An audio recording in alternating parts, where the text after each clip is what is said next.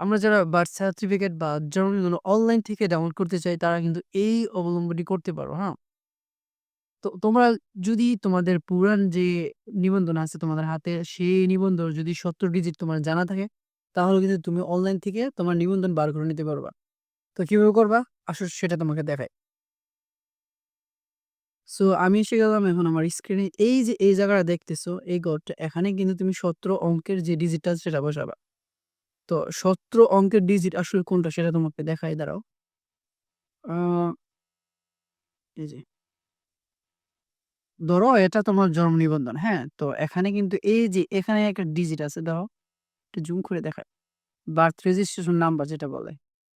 এই যে এই, এই যে এই নাম্বারটা এটা হইতেছে ১৭ ডিজিটের নাম্বার।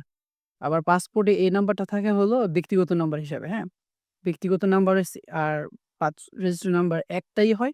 তো এই নাম্বারটা তুমি এখানে বসায় ফেলবা, দাঁড়াও। এখানে বসাইবা, হ্যাঁ?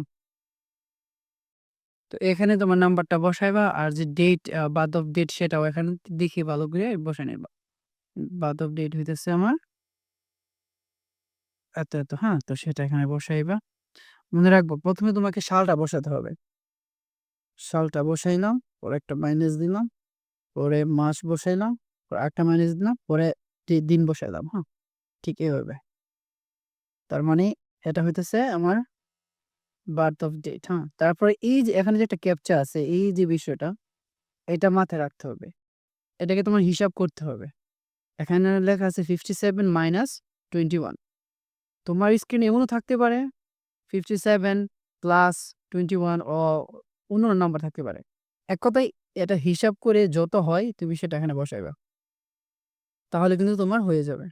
তো এটা হইতেছে 57 মাইনাস 21, এটা হচ্ছে 36। তো আমি এখানে 36 বসিয়ে দিলাম, 36। এখন আমি সার্চ করব। সার্চ করলে কিন্তু আমার জন্ম নিবন্ধনটা এসে পড়বে।